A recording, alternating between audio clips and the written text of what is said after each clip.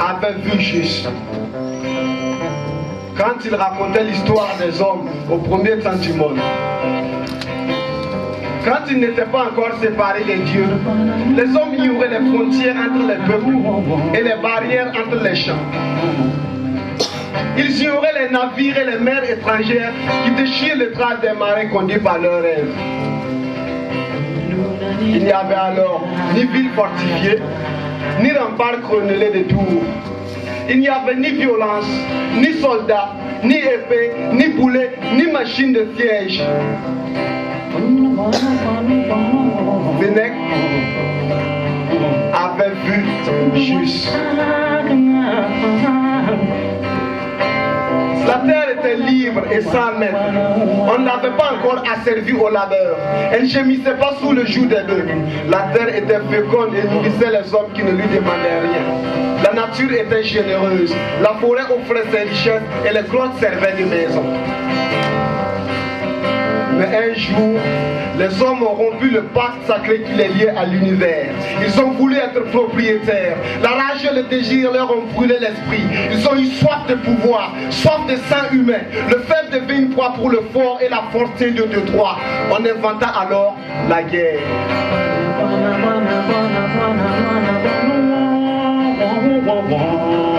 D'abord à main nue, puis avec des pierres et des bâtons. Plus tard, on devait enfiler le fer au bout de la lance. On devait ceindre l'épée. On devait se coiffer des casques et des panaches. La volonté de vengeance fait naître des armes nouvelles.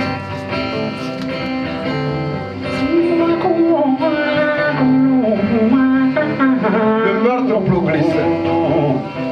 Passant les bornes et entrant dans les familles. On eut bientôt épuisé la liste des parricides. Aujourd'hui, l'homme invente un nouveau prétexte pour la guerre. La couleur. Le sens de sa couleur.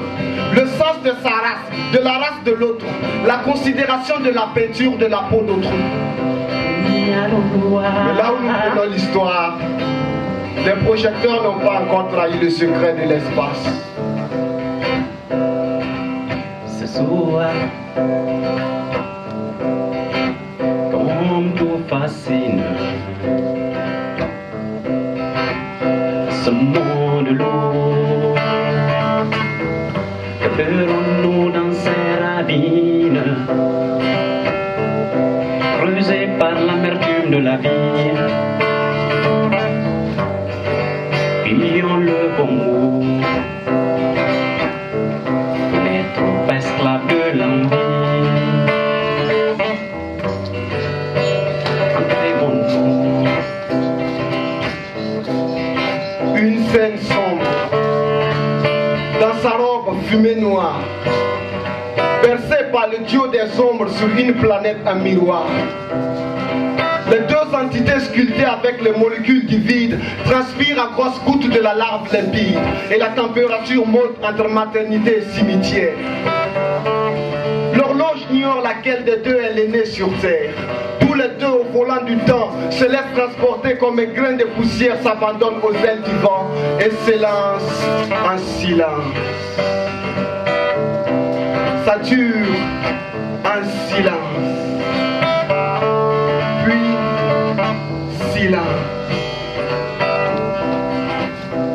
Et les doux baisers virent aux violentes morsures.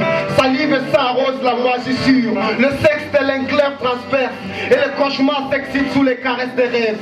Les éclats de rire et les sanglots se marient et marient les lèvres des soldats ennemis. Ça saigne à l'anémie. Ça gronde au ciel. L'arc-en-ciel se décompose en étincelles. Tombe me fait voir un champ de guerre orné de fleurs d'amour. Le temps s'immobilise comme une tour et laisse entendre le bruit du silence. La mélodie de la décadence. Les ombres dansent cette danse vaniteuse. Le spectacle regorge autant d'amour que de peine. Chante la liberté entre les chaînes.